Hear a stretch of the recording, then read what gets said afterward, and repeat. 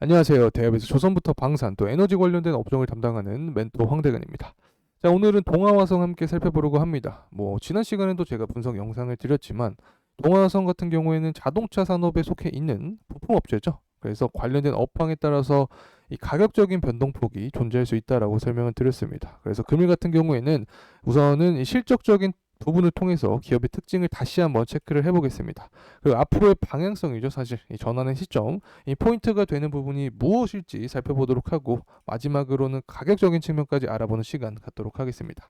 특히 이번 시간에는 제가 또 이 자동차 전문 이 멘토님을 대신해서 영상을 찍다 보니까 다소 어색할 수 있어도 이해해 주시면 감사하겠고, 특히 저희 대기업 정말 다양한 전문가들이 각각의 업종을 전문적으로 분석을 하고 있으니까 많은 관심 부탁드립니다. 자, 우선은 실적적인 측면을 먼저 살펴보려고 하는데, 좀 가시화해서 보게 되면 이 매출액 같은 경우에는 20년부터 계속해서 우상향하는 모습을 보여주고 있고, 영업이익 같은 경우에는 22년 3월부터 다소 좀 늦게 상승하는 폭을 보여줬다라고 설명드릴 수 있겠습니다. 지난 시간에 제가 어떤 말씀을 드렸냐? 자, 왜 이런 실적적인 부분에 개선세가 발생을 했냐? 자, 인도부터 또 중국, 멕시코와 같이 주요 해외 법인의 가동률이 증가를 했습니다.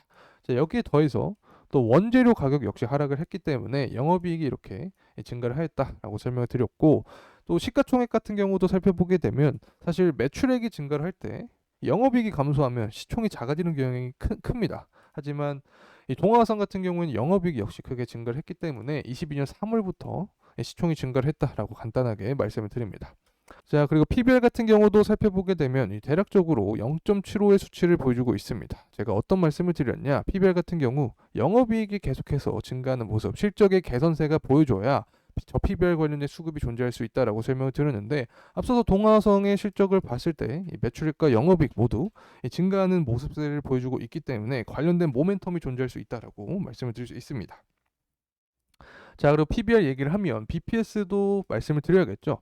BPS 같은 경우에는 이 기업의 주당 순자산 가치를 뜻하죠. 자, 그래서 이 BPS가 주가보다 하락을 하게 된 상태면 이 다른 재무적인 측면이 이상이 없을 때 저평가 요소로 파악을 할 수 있다라고 설명을 드릴 수 있습니다. 자, 그래서 동아화성 같은 경우에는 앞으로의 방향성, 이 주가 상승 모멘텀을 봤을 때 PBR 관련된 수급적인 측면이 존재할 수 있다는 점 간단하게 요약해서 말씀드립니다.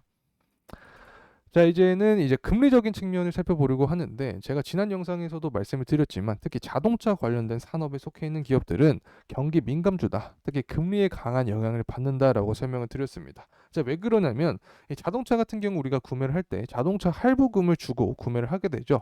이 자동차 할부금 같은 경우에는 이 금리가 상승하게 되면 할부 금리도 상승을 하기 때문에 자동차를 소비하는 입장에서는 이 심리가 위축될 수 있다. 소비 심리가 위축되면서 전반적인 수요 부진 현상으로 이어질 수 있다라고 설명을 드렸습니다. 이렇게 수요가 부진되면 이 자동차 부품을 만드는 업체들, 특히 동아성 같은 기업들 역시 실적이 악화되면서 주가 하방 모멘텀으로 작용을 할 수 있겠죠.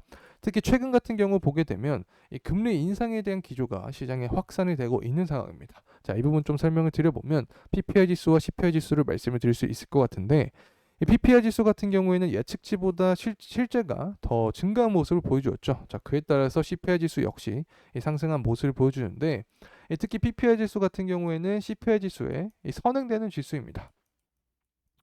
자, 여기 한글에도 나와 있듯이 생산자 물가 지수를 뜻하죠. 자, 그래서 어떤 우리가 이 물건을 구매할 때 그 구조를 보게 되면 이 생산자가 존재를 하죠. 그래서 생산자가 소비자에게 이 물건을 판매하는 구조인데, 만약에 이 원가 자체가 증가를 하게 되면 이 생산자는 당연히 마진을 위해서 이 증가하는 원가 부분을 이 소비자에게 전가를 하려고 합니다. 당연히 이 비싸게 팔게 되는 거죠. 소비자 입장에서는 더 비싸게 사게 되고, 소비자가 비싸게 사게 되면 CPI 지수가 상승을 하게 됩니다. 자, CPI가 상승을 하면 인플레이션이 고착화되면서 당연히 금리 인상에 대한 기조, 자, 이런 우려감이 시장에 지배적이 된다. 자, 이런 부분이 리스크로 작용할 수 있다는 점 말씀드립니다. 자, 이제 가격적인 측면 살펴보도록 하겠습니다. 현재의 가격대는 7,600원의 가격대에 속해 있습니다. 이 주봉상 보고 있기 때문에 결국에 상승 전환하기 위해서는 11선이 중요한 역할을 한다라고 설명을 드렸죠. 11선 같은 경우에는 인간의 심장 역할을 하기 때문에 이 부분 위에서 주가가 상승을 해줘야 계속해서 높은 이 동력을 받으면서 주가가 올라갈 수 있다라고 말씀을 드렸습니다. 그래서 현재 구간은 7,600원이기 때문에 11선 위에 우선 안착하는 게 중요하다. 자, 그리고 매물대를 보게 되면 사실 9,500원 구간까지는 매물대가 그렇게 촘촘하지 않은 모습을 보여주고 있습니다. 그래서 금리 인하, 자 그리고 이 경제 회복세가 가시화되면 이 자동차 관련된 이 동화선 같은 경우 추가적인 강한 모멘텀을 받을 수 있다. 이전까지 말씀드립니다. 자, 이상으로 동화성에 대한 영상 마무리하겠습니다. 끝까지 시청해주신 모든 분들께 진심으로 감사의 말씀드립니다. 더 정확한 가격대 그리고 추후 이슈들은 다음 영상에서 다루겠습니다. 감사합니다.